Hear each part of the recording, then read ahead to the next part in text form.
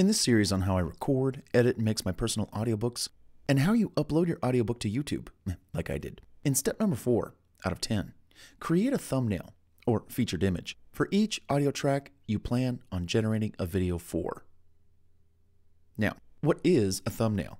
Well, a thumbnail is an image that you create or you have someone create it for you if you don't have the graphic design skills or the software that lets your audience view a quick snapshot of what your video is about.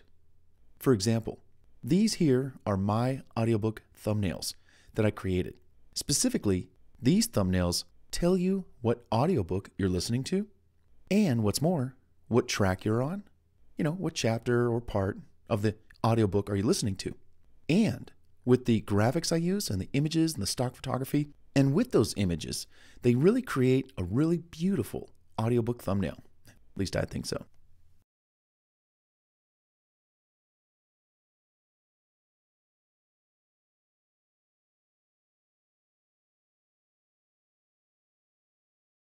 So here we are in my favorite graphics design program, and this is called Adobe Fireworks.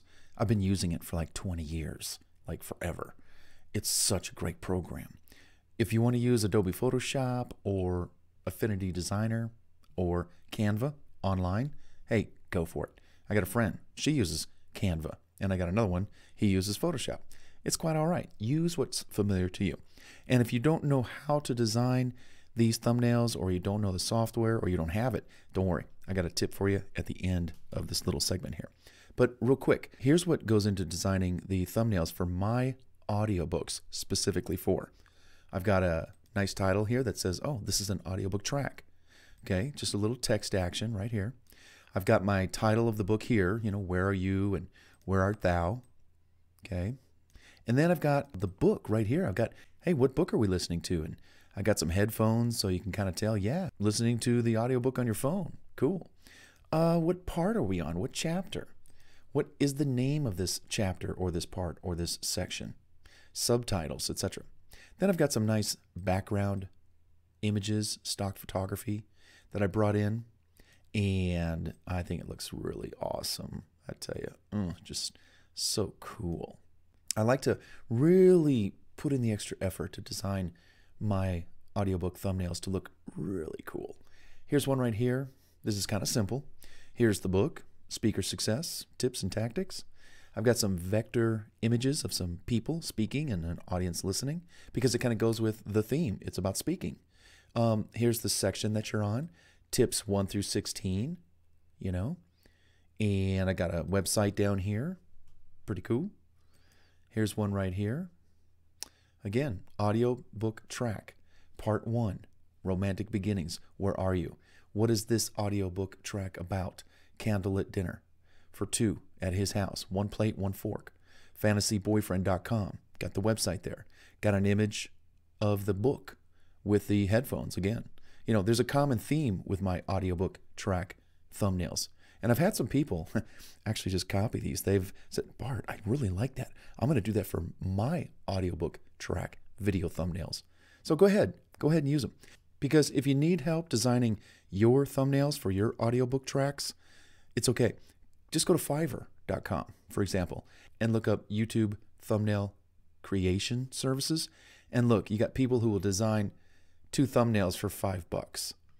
And you'll want to tell them that your audiobook has 20 tracks to it. The copyright, welcome, table of contents, message from the author, chapter 1, chapter 2, chapter 3. And you'll just want to give them that information. And you may just want to send them over to my YouTube channel to take a look at my audiobooks and the thumbnails for them.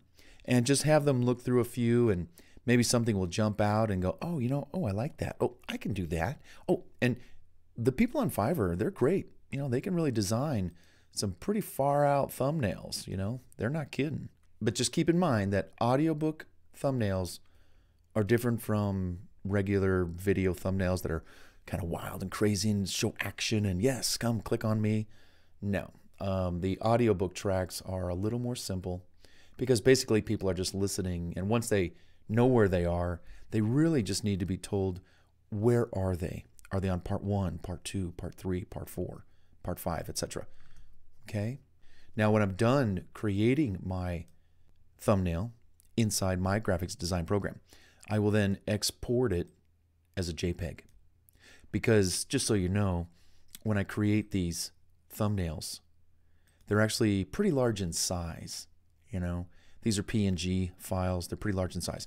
But when I export them as a JPEG, you know, I have these choices. Just going to export as a JPEG, and that file gets exported to a very, very light file. So if you're working in Canva online, you know, or Photoshop, whatever you're working in, you know, Canva, download your thumbnail creation as a JPEG.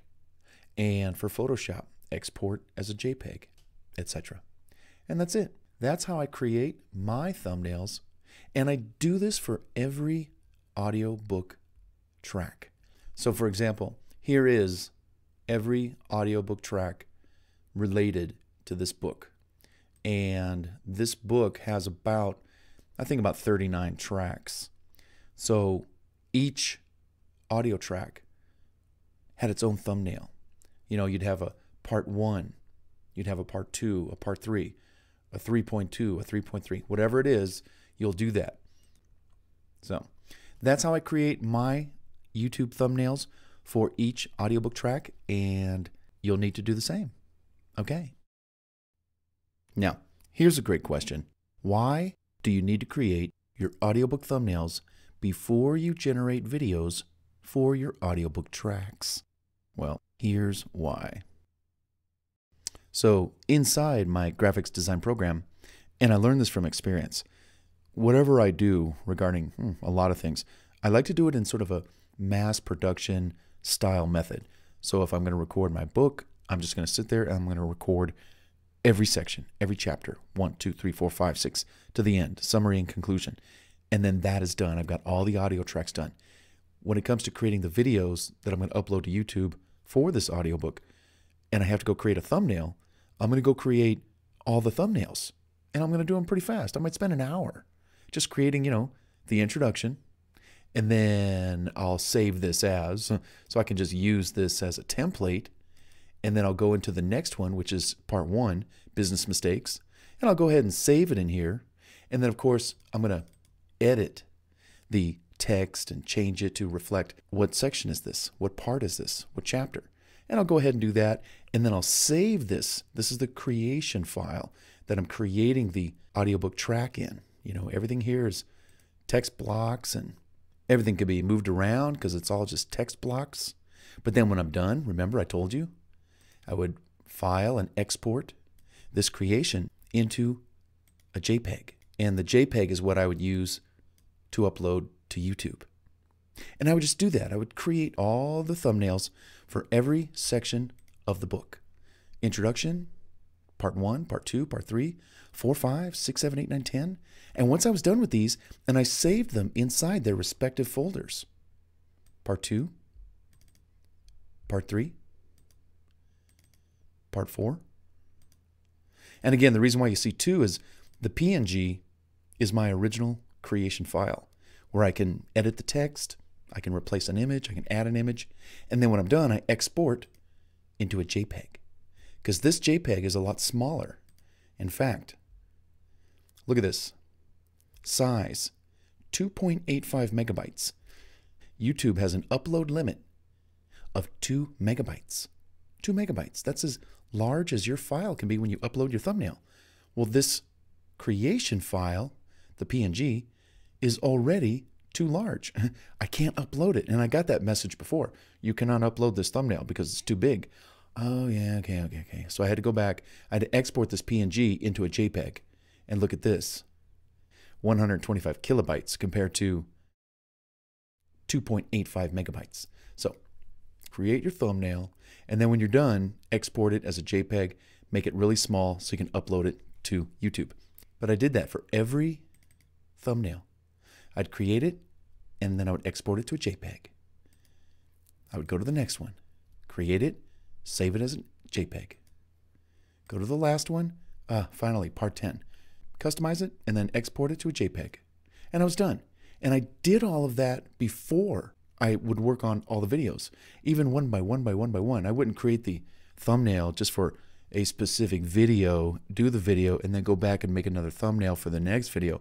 Now I like to do things in assembly line fashion. You might too. And real quick, when and how do you assign a thumbnail to an audiobook track video inside your YouTube account when you upload it to YouTube? Well, let me show you that real fast. You see, when you upload your video for a specific audiobook track file, you're going to be asked to give it a title, a description, and just below this section, they're going to ask for a thumbnail. Now, these 3 thumbnails are actually taken from the video itself, but I like to upload a specific JPEG for this audio track, and it's uploaded right here. They prompt you when you are uploading the video in real time. And then after it's uploaded, you'll see this edit video page, and you can actually come in here and you can change the thumbnail. Let's say you caught a spelling error. Yeah, go ahead and change it. Or you just want to download it because you want a copy of it. That's all up to you. But that's where it's uploaded into the video section inside your YouTube account for a specific video audiobook track. Yeah, that's it. Just want to show you that real quick. And that's it. That concludes this video on step 4. Create a thumbnail or featured image for each audio track you plan on generating a video for that you want to upload to your YouTube channel to promote your audiobook, right? Okay, let's proceed to the next video in this series. Step number 5, convert your WAV audiobook audio track files to MP4 video file format using video editing software. I know, sounds complicated, but it's actually quite simple. Let me show you why and how. Come on, let's check out the next video.